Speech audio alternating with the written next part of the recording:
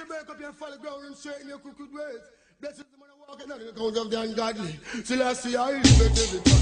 Me sing after me left from Jamaica down by Barrington Floor.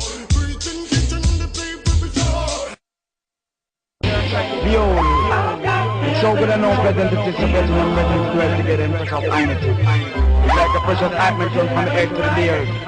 He's the ear and beard on the world of the Shabbos. That link now is Ethiopia. And the link man, that representative man, that son of man that was sent to us was Dr. Malaku E. Bayen, or Dr. Malaku Emmanuel Bayen, or Bayen as some would say. He was that Ethiopian emissary to Black America. Now, William Randolph Scott, you may have heard of William Randolph Scott. He had wrote an article some years ago, and we'd like to share, you understand, that with you all. So everyone, get ready and let's get into it. William Randolph Scott, he wrote some years ago, I think back in maybe the 40s or the 50s, and this is part of the article that he wrote, and it's entitled Malaku E. Bayen, Ethiopian Emissary to Black America. That's the title of the article right there.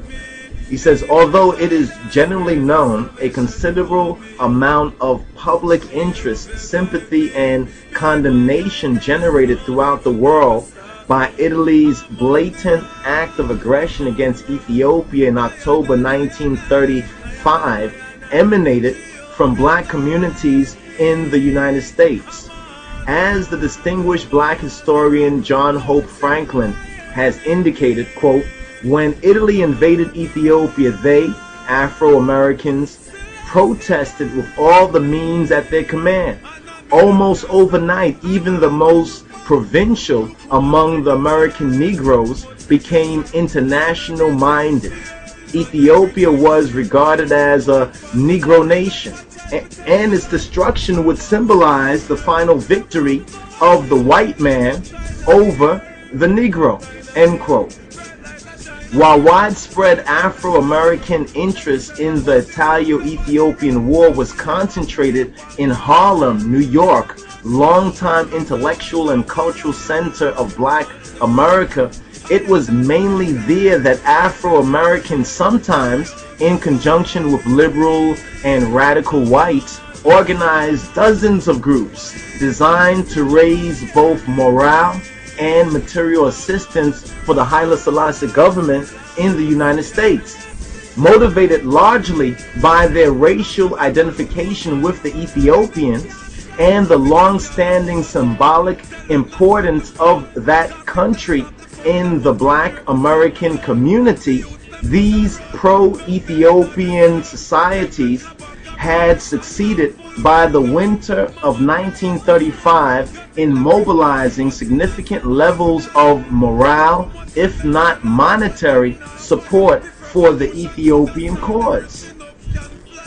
The sad truth of the matter was that while there were substantial numbers of sympathetic Afro-Americans quite willing to contribute financially to the Ethiopian war effort, there were exceedingly few at the time who possessed the means to do so. The Great Depression of the 1930s made it inordinately difficult, indeed impossible, in perhaps most instances for an aroused but impoverished Afro-American people to assist materially the beleaguered Ethiopians. Nevertheless, there is evidence that despite the increased economic constraints imposed upon them by heightened poverty, many Afro-Americans, enraged by Italy's assault on the world's last remaining bastion of Black power, managed somehow to make small contributions to organizations purporting to be raising funds for the Ethiopian cause. Admittedly, such donations were usually minute sums, but they should not be scoffed at or summarily dismissed as being of no significance.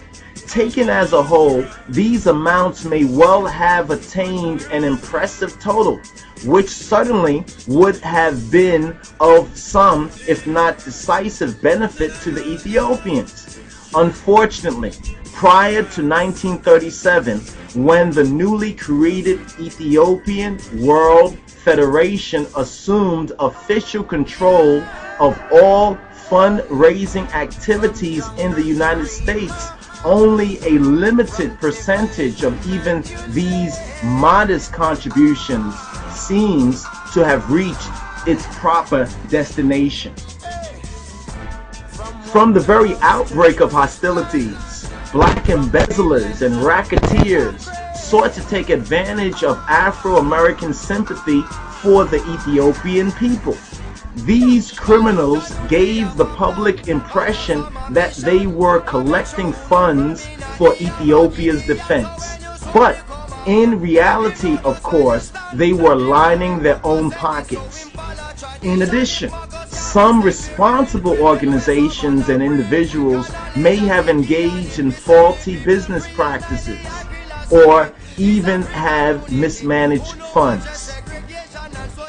To remedy this situation and more effectively coordinate the efforts of the myriad pro-Ethiopian organizations in New York, a number of public-spirited black citizens in Harlem formed the Menelik Club sometime around 1936. But active group desired to integrate all of the existing Ethiopian aid societies into one organization officially recognized by the Ethiopian authority. To the surprise of many skeptics, the efforts of the club actually culminated in the sending of a black American delegation to England in the summer of 1936 to confer directly with the exiled Haile Selassie about financial matters. The mission consisted of 3 prominent Harlem figures, all leaders of the black organization known as the United Aid for Ethiopia. Reverend William Lloyd Imes, pastor of the prestigious St. James Presbyterian; Philip M. Savory, chairman of the Victory Insurance Company and co-owner of the New York Amsterdam News; and Mr. Cyril M. Phillip, secretary of the United Aid. In August 1936, the trio sailed without fanfare for England. Despite later rumors that he had rebuffed a black delegation in London, the Ethiopian emperor cordially received the Afro-American party at his residence in Bath.